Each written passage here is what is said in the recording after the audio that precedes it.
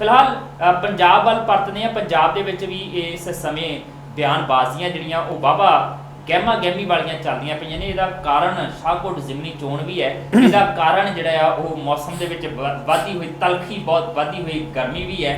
और सुखबीर बादल ते कैप्टन अमरिंदर सिंह आमो सामने खड़े नज़र आउंदे आ।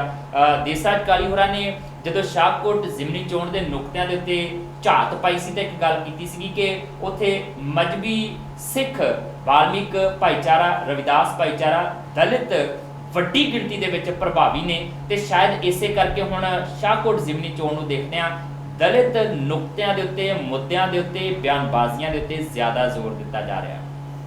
ਇੱਕ ਪਾਸੇ ਸੁਖਬੀਰ ਬਾਦਲ ਹੋਰੀ पोस्ट मैट्रिक स्कॉलरशिप ਨੂੰ ਲੈ ਕੇ कैप्टन अमरिंदर सिंह ਹੋਰਾਂ ਦੀ ਸਰਕਾਰ ਨੂੰ ਘੇਰ ਰਿਹਾ ਤੇ ਉਸ ਤੋਂ ਬਾਅਦ ਹੁਣ कैप्टन अमरिंदर सिंह ਹੋਰਾਂ ਦਾ ਬਿਆਨ ਆਉਂਦਾ ਹੈ ਕਿ ਸੁਖਬੀਰ ਬਾਦਲ ਦਲਿਤ ਵਿਦਿਆਰਥੀਆਂ ਦੇ ਮਾਮਲੇ ਦੇ ਵਿੱਚ ਝੂਠੀ ਬਿਆਨਬਾਜ਼ੀ ਕਰ ਰਹੇ ਨੇ। ਔਰ ਉਹਨਾਂ ਨੇ ਇਹ ਕਿਹਾ ਕਿ 1683 ਕਾਲਜਾਂ ਦਾ ਅਸੀਂ ਸਰਵੇ ਕਰਵਾਇਆ, ਸਰਵੇ ਕਰਵਾਉਣ ਤੋਂ ਬਾਅਦ 152 ਕਰੋੜ ਰੁਪਏ ਅਸੀਂ जारी कर दिते ने पोस्ट मैट्रिक स्कॉलरशिप दे। और वो कहते पहले पेंडिंग बिल बहुत सारे पे अकाली भाजपा गठजोड़ के समय के जिहड़े कॉलेजां तक नहीं पहुंचे तो बहुत सारिया धांधलियां भी निकल के सामने आईयां सीगियां। काली जी तुहाडी जिहड़ी गल सी, तुहाडा जिहड़ा नुकता सी, हुण उत्थे आ गए ने अकाली दल वाले ते कांग्रेस वाले। या नैचुरली आना ही सी क्योंकि दलित बहुलता वाला गल सीधे तौर पे सुन ली इलाका है, सुनना पैना सीगा, पता एनालिसिस करते जसवीर जी। क्योंकि इशूज़ तो इशूज़ ही ने, बट वो जो सुखबीर होरां ने इशू उठाया है पोस्ट मैट्रिक स्कॉलरशिप स्कीम वाला ना, वो अहम बहुत है। देखो असी जे कोई सरकार अच्छा काम करती है तो असी उसकी सलाहता भी करते हैं, असी सलाहना करते हैं।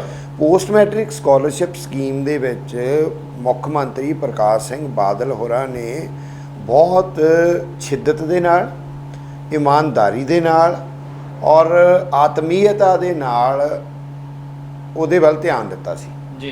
ਇਹ ਇਕੱਲਾ ਪੰਜਾਬ ਸੂਬਾ ਹੀ ਸੀ ਐਸਾ ਜਿਹਦੇ ਵਿੱਚ ਉਹਨੇ ਆਰਡੀਨੈਂਸ ਜਾਰੀ ਕਰ ਦਿੱਤਾ ਸੀ ਕਿ ਦਾਖਲੇ ਦੇ ਵੇਲੇ ਵਿਦਿਆਰਥੀ ਜ਼ੀਰੋ, ਕੋਈ ਫੀਸ ਨਹੀਂ ਦੇਗਾ, ਕੋਈ ਯੂਨੀਵਰਸਿਟੀ ਦੀ ਫੀਸ ਨਹੀਂ ਦੇਗਾ, ਸਰਕਾਰੀ ਪੈਸਾ ਹੈ, ਯੂਨੀਵਰਸਿਟੀਆਂ ਨੂੰ ਕਾਲਜਾਂ ਨੂੰ ਪਹੁੰਚ ਜਾਏਗਾ ਜੀ।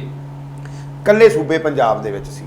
ਔਰ ਉਹੀ ਕਾਰਨ ਸੀ ਕਿ 2014-15 ਦੇ ਵਿੱਚ ਇਸ ਸਕੀਮ ਤਹਿਤ ਦਾਖਲਾ ਲੈਣ ਵਾਲਿਆਂ ਦੀ ਗਿਣਤੀ ਸਰਕਾਰੀ ਰਿਕਾਰਡ ਦੇ ਮੁਤਾਬਕ 3 ਲੱਖ ਤੋਂ ਟੱਪ ਗਈ ਜੀ। ਔਰ ਉਹ ਵਿਦਿਆਰਥੀਆਂ ਨੇ ਵੀ ਪੂਰੀ ਇਮਾਨਦਾਰੀ ਦੇ ਨਾਲ ਉਸ ਸਕੀਮ ਦਾ ਲਾਹਾ ਲਿਆ ਔਰ ਇੱਕ ਅੱਛੇ ਨਾਗਰਿਕ ਹੋਣ ਦਾ, ਇੱਕ ਅੱਛੇ ਸਿੱਖਿਆਰਥੀ ਵਿਦਿਆਰਥੀ ਹੋਣ ਦਾ ਉਹਨਾਂ ਨੇ ਇੱਕ ਅਸਰ ਛੱਡਿਆ। ਉਹਨਾਂ ਦਾ ਤੁਹਾਨੂੰ ਪ੍ਰਭਾਵ ਪਏਗਾ ਜੀ। 2 ਅਪ੍ਰੈਲ ਨੂੰ ਜਿਹੜਾ ਬੰਦ ਹੋਇਆ ਜਸਵੀਰ, ਪਾਰਟੀਕੂਲਰਲੀ ਇਨ ਦੁਆਬਾ, ਉਹਨੂੰ ਲੀਡ ਕਰਨ ਵਾਲੇ ਉਹ ਪੋਸਟ ਮੈਟ੍ਰਿਕ ਸਕੋਲਰਸ਼ਿਪ ਸਕੀਮ ਤਹਿਤ ਪੜ੍ਹਨ ਵਾਲੇ ਵਿਦਿਆਰਥੀ ਸਨ ਜਿਹੜੇ ਕਹਿੰਦੇ ਸੀ ਕਿ ਅਸੀਂ ਟਕਰਾਓ ਦੀ ਸਥਿਤੀ 'ਚ ਨਹੀਂ ਜਾਣਾ ਚਾਹੁੰਦੇ, ਅਸੀਂ ਸੰਵਾਦ ਦੀ ਸਥਿਤੀ ਦੇ ਵਿੱਚ ਹਾਂ।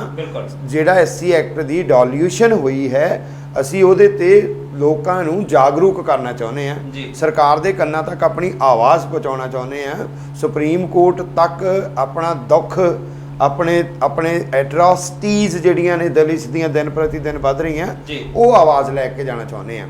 ਹੁਣ ਨਾਓ ਦਾ ਪੋਜੀਸ਼ਨ ਇਜ਼ ਦਿਸ, ਕਿਉਂਕਿ ਸਰਕਾਰ ਨੇ ਰੋਕ ਲਾਤੀ ਔਰ ਕਾਲਜਿਸ ਦੀਆਂ ਧਾਂਦਲੀਆਂ ਹੋਈਆਂ, ਨੋ ਡਾਊਟ ਧਾਂਦਲੀਆਂ ਹੋਈਆਂ ਨੇ, ਵੱਡੀਆਂ ਵੱਡੀਆਂ ਯੂਨੀਵਰਸਿਟੀਆਂ ਨੇ ਧਾਂਦਲੀਆਂ ਕੀਤੀਆਂ, ਪ੍ਰਾਈਵੇਟ ਕਾਲਜਾਂ ਨੇ ਕੀਤੀਆਂ, ਹੋਣੀ ਚਾਹੀਦੀ ਚੈਕਿੰਗ ਉਹਦੀ, ਬਟ ਉਹ ਚੈਕਿੰਗ ਤੋਂ ਬਾਅਦ ਰੋਕ ਲੱਗ ਗਈ। ਰੋਕ ਲੱਗਣ ਤੋਂ ਬਾਅਦ ਕਾਲਜ ਇੰਨੇ ਘਬਰਾ ਗਏ, ਡਰ ਗਏ, ਅਸੁਰੱਖਿਅਤ ਫੀਲ ਕਰਨ ਲੱਗ ਪਏ ਕਿ ਹੁਣ ਉਹ ਵਿਦਿਆਰਥੀਆਂ ਕੋਲੋਂ ਪਹਿਲਾਂ ਫੀਸ ਲੈਂਦੇ ਨੇ ਜੀ, ਫਿਰ ਦਾਖਲੇ ਦਿੰਦੇ ਨੇ। ਉਸ ਤੋਂ ਬਾਅਦ ਪੋਸਟ ਮੈਟ੍ਰਿਕ ਸਕਾਲਰਸ਼ਿਪ ਵਾਲਾ ਫਾਰਮ ਜੇ ਭਰਿਆ ਜਾਂਦਾ ਹੈ ਤਾਂ ਉਹ ਫੀਸ ਫਿਰ ਸਰਕਾਰ ਵੱਲੋਂ ਫੀਸ ਜਿਹੜੀ ਆ ਉਹ ਵਿਦਿਆਰਥੀ ਦੇ ਖਾਤੇ ਦੇ ਵਿੱਚ ਆਟੋਮੈਟਿਕਲੀ ਚਲੀ ਜਾਂਦੀ ਹੈ।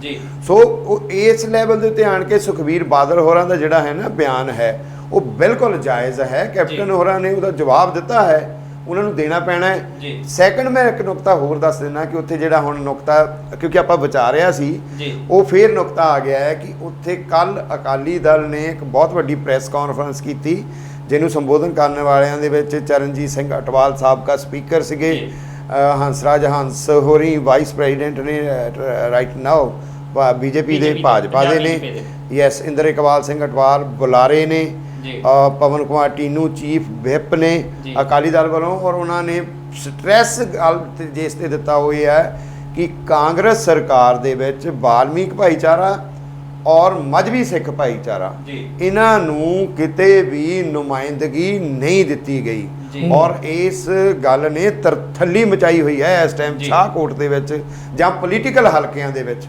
ਔਰ ਉਹਦਾ ਜਵਾਬ ਦੇਣ ਵਾਸਤੇ ਰਾਜਕੁਮਾਰ ਬੇਰਕਾ ਹੋਰਾਂ ਨੂੰ ਕਿਹਾ ਗਿਆ ਤਾਂ ਰਾਜਕੁਮਾਰ ਬੇਰਕਾ ਹੋਰਾਂ ਦਾ ਜੋ ਮੇਰੇ ਤੱਕ ਸੂਤਰਾਂ ਰਾਹੀਂ ਗੱਲ ਪਹੁੰਚੀ ਆ, ਕਾਂਗਰਸੀ ਸੂਤਰਾਂ ਰਾਹੀਂ, ਉਹਨਾਂ ਨੇ ਲੀਡਰਸ਼ਿਪ ਮੂਹਰੇ ਹੱਥ ਖੜੇ ਕਰ ਦਿੱਤੇ। ਉਹ ਕਹਿੰਦੇ ਇਹ ਸੱਚੀ ਗੱਲ ਆ, ਇਹਨੂੰ ਮੈਂ ਝੁਠਲਾ ਨਹੀਂ ਸਕਦਾ ਕਿਉਂਕਿ ਰਾਜਕੁਮਾਰ ਵੇਰਕਾ ਉਹਨਾਂ ਵਿਧਾਇਕਾਂ ਦੇ ਵਿੱਚ ਸ਼ੁਮਾਰ ਸਨ ਜਿਨ੍ਹਾਂ ਨੇ ਕੈਪਟਨ ਅਮਰਿੰਦਰ ਸਿੰਘ ਖਿਲਾਫ ਝੰਡਾ ਇਸ ਕਰਕੇ ਚੁੱਕਿਆ ਸੀਗਾ ਕਿ ਭਾਈ ਦਲਿਤ ਸਮੁਦਾਇ ਦੇ ਵਿਧਾਇਕਾਂ ਨੂੰ ਨੁਮਾਇੰਦਗੀ ਸਰਕਾਰ ਦੇ ਵਿੱਚ ਨਹੀਂ ਦਿੱਤੀ ਗਈ, ਭਾਵੇਂ ਕਿ ਉਹਨਾਂ ਨੇ ਇਹ ਵੀ ਕਹਿਤਾ ਸੀਗਾ ਕਿ ਮੈਂ ਕੈਪਟਨ ਹੋਰਾਂ ਦੀ ਜਿਹੜੀ ਸਰਕਾਰ ਆ ਉਹਦਾ ਸਿਪਾਹੀਆਂ ਤੇ ਲੜਦਾ ਰਵਾਂਗਾ, ਪਰ ਨਾਲ ਦੀ ਨਾਲ ਉਹਨਾਂ ਦੇ ਵਿਰੋਧ ਦੀਆਂ ਖਬਰਾਂ ਨਾਲ ਦੀ ਨਾਲ ਪੈਰਲਲ ਚੱਲਦੀਆਂ ਰਹੀਆਂ ਸੀਗੀਆਂ ਕਿ ਉਹ ਵੀ ਖਫਾ ਨਹੀਂ, ਕਿਉਂਕਿ ਉਹਨਾਂ ਨੂੰ ਵੀ ਪੂਰੀ ਉਮੀਦ ਸੀਗੀ ਕਿ ਇਸ ਵਾਰ ਉਹਨਾਂ ਨੂੰ ਵਜ਼ਾਰਤ ਦੇ ਵਿੱਚ ਥਾਂ ਮਿਲ ਜਾਏਗੀ, ਪਰ ਨਹੀਂ ਮਿਲੀ।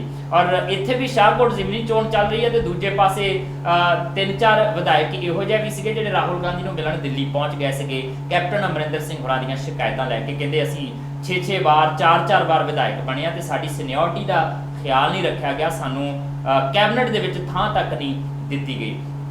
ਪਰ ਇੱਥੇ ਆਨੰਦ ਦੀ ਇੱਕ ਚੀਜ਼ ਹੋਰ ਵੀ ਹੈ, ਜਦੋਂ ਦਲਿਤਾਂ ਦੀ ਗੱਲ ਕਰਦਾ ਆ ਅਕਾਲੀ ਦਲ ਜਾਂ ਭਾਰਤੀ ਜਨਤਾ ਪਾਰਟੀ, ਉਦੋਂ ਕਿਉਂ ਭੁੱਲ ਜਾਂਦੇ ਆ ਕਿ ਅਬੋਹਰ ਦੇ ਵਿੱਚ ਭੀਮ ਟਾਂਕ ਕਾਂਡ ਜਦੋਂ ਹੋਇਆ ਸੀਗਾ ਤੇ ਉਦੋਂ ਇਹਨਾਂ ਨੇ ਚੁੱਪੀ ਧਾਰ ਲਈ ਸੀਗੀ। ਉਦੋਂ ਕਿਉਂ ਭੁੱਲ ਜਾਂਦੇ ਆ ਕਿ ਮੁਕਤਸਰ ਦੇ ਵਿੱਚ ਇੱਕ ਨੌਜਵਾਨ ਨੂੰ ਦੜਾ ਕੇ ਮਾਰ ਦਿੱਤਾ ਸੀਗਾ ਦਲਿਤ ਨੂੰ, ਉਦੋਂ ਇਹਨਾਂ ਨੇ ਚੁੱਪੀ ਧਾਰ ਲਈ ਸੀ।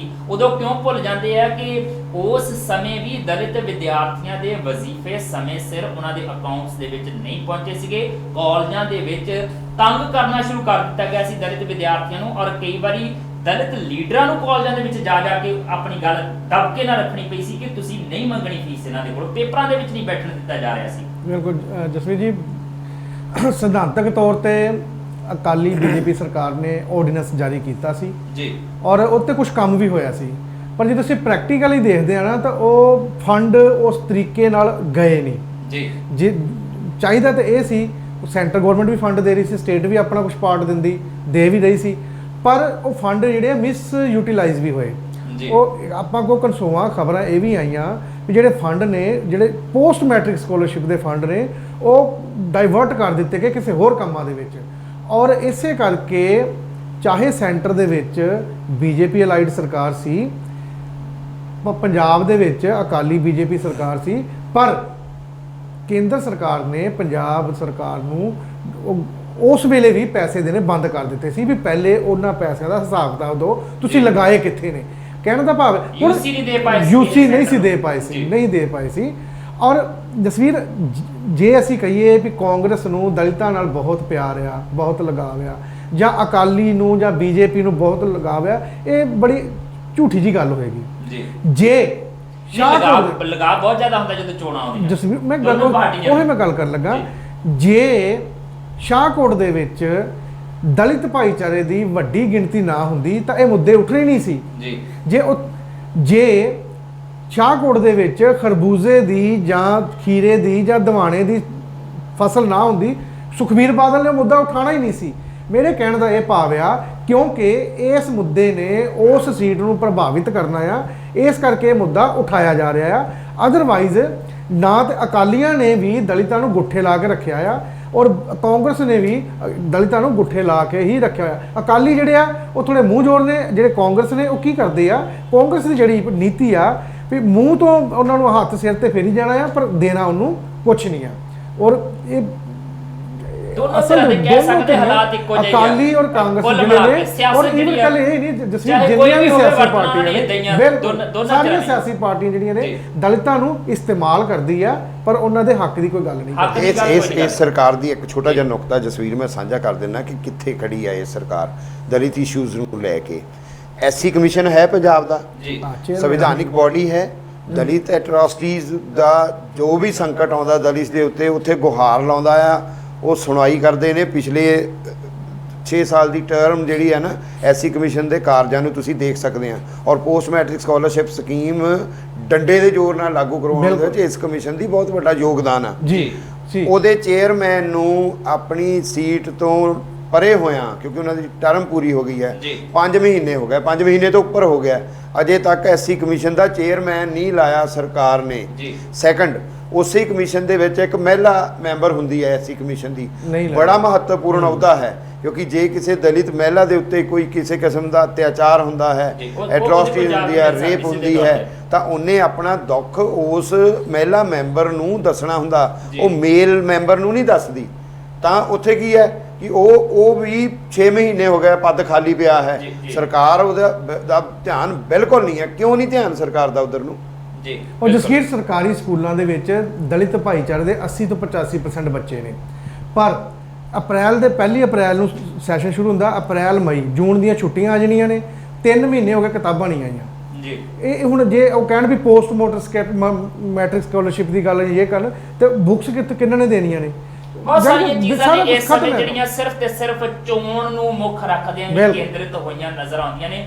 ਅਸਲ ਦੇ ਵਿੱਚ ਨਾ ਤਾਂ ਉਹਨਾਂ ਨੁਕਤਿਆਂ ਦੇ ਉੱਤੇ ਕੋਈ ਜ਼ਮੀਨੀ ਪੱਧਰ ਤੇ ਕੰਮ ਕੀਤਾ ਜਾਂਦਾ, ਚਾਹੇ ਉਹ ਅਕਾਲੀ ਭਾਜਪਾ ਗੱਠਜੋੜ ਦੀ ਸਰਕਾਰ ਹੋਵੇ, ਚਾਹੇ ਉਹ ਕਾਂਗਰਸ ਦੀ ਸਰਕਾਰ ਹੋਵੇ, ਜਾਂ ਕਿਸੇ ਤੀਜੀ ਧਿਰ ਦੀ ਸਰਕਾਰ ਹੋਵੇ। ਨਾ ਉਹਨਾਂ ਮੁੱਦਿਆਂ ਨੂੰ ਉਸ ਸ਼ਿੱਦਤ ਦੇ ਨਾਲ, ਉਨੀ ਸੰਜੀਦਗੀ ਨਾਲ ਚੁੱਕਿਆ ਜਾਂਦਾ ਆ ਜਿੰਨੀ ਸੰਜੀਦਗੀ ਤੇ ਸ਼ਿੱਦਤ ਨਾਲ ਉਹ ਚੁੱਕੇ ਜਾਣੇ ਚਾਹੀਦੇ ਆ। ਇਹ ਸਿਰਫ ਮਹਦੂਦ ਰਹਿੰਦੇ ਨੇ, ਚੋਣ ਪ੍ਰਚਾਰ ਤੱਕ ਮਹਦੂਦ ਰਹਿੰਦੇ ਆ, ਚੋਣ ਜਿੱਤਣ ਤੱਕ। ਉਸ ਤੋਂ ਬਾਅਦ ਤੂੰ ਕੌਣ ਤੇ ਮੈਂ ਕੌਣ, ਫਿਰ ਨਾ ਦਲਿਤਾਂ ਦਾ ਚੇਤਾ ਆਉਣਾ ਆ, ਨਾ ਖਰਬੂਜ਼ੇ ਜਾਂ ਤਰਬੂਜ਼ ਦੀ ਕਾਸ਼ਤ ਕਰਨ ਵਾਲੇ ਕਿਸਾਨਾਂ ਦਾ ਚੇਤਾ ਆਉਣਾ ਆ, ਤੇ ਨਾ ਉੱਥੋਂ ਦੇ ਸ਼ਾਹਕੋਟ ਦੇ ਆਮ ਲੋਕਾਂ ਦਾ ਚੇਤਾ ਆਉਣਾ ਆ, ਜਿਨ੍ਹਾਂ ਦੇ ਨਾਲ ਇਸ ਸਮੇਂ ਬਹੁਤ ਵੱਡੇ ਵੱਡੇ ਦਾਅਵੇ ਸਾਰੇ ਸਿਆਸੀ ਲੀਡਰਾਂ ਵੱਲੋਂ ਕੀਤੇ ਜਾ ਰਹੇ ਆ। ਇਹ ਵੀ ਹੋ ਸਕਦਾ ਹੈ ਕਿ ਜਿਹੜੇ ਅਕਾਲੀ ਦਲ ਦੇ ਜਾਂ ਕਾਂਗਰਸ ਦੇ ਵੱਡੇ ਵੱਡੇ ਧੁਰੰਦਰ ਇਸ ਸਮੇਂ 1 ਮਹੀਨੇ ਤੋਂ ਡੇਰੇ ਲਾ ਕੇ ਬੈਠੇ ਸ਼ਾਹਕੋਟ ਦੇ ਵਿੱਚ, ਤੇ ਆਉਣ ਵਾਲੇ 4-5 ਸਾਲ ਉਧਰ ਨੂੰ ਮੂੰਹ ਤੱਕ ਨਾ ਕਰਨ। ਫਿਲਹਾਲ ਅੱਜ ਦੇ ਪ੍ਰੋਗਰਾਮ ਦੇ ਵਿੱਚ ਇੰਨਾ ਹੀ, ਇਜਾਜ਼ਤ ਹੁਣ ਲੈਣੀ ਪੈਗੀ। ਦੇਸਰਾਜ ਕਾਲੀ ਜੀ ਤੁਹਾਡਾ ਔਰ ਆਨੰਦ ਜੀ ਤੁਹਾਡਾ ਬਹੁਤ ਬਹੁਤ ਸ਼ੁਕਰੀਆ। ਜਸਵੀਰ ਨੂੰ ਵੀ ਇਜਾਜ਼ਤ ਦਿਓ, ਪਰ ਨਾਲ ਦੀ ਨਾਲ ਤੁਹਾਡੇ ਵਿਚਾਰ, ਤੁਹਾਡੇ ਸੁਝਾਅ ਲੋੜੀਂਦੇ ਨੇ। ਤੁਸੀਂ ਸਾਨੂੰ ਕਾਲ ਕਰ ਸਕਦੇ ਹੋ, SMS ਕਰ ਸਕਦੇ ਹੋ, ਈਮੇਲ ਕਰ ਸਕਦੇ ਹੋ। ਫਿਲਹਾਲ ਇਜਾਜ਼ਤ ਦਿਓ, ਫਿਰ ਮੁਲਾਕਾਤ ਹੋਏਗੀ, ਤੇ ਦੇਖਦੇ ਰਹੋ ਚੱਕਦੇ ਜੀ।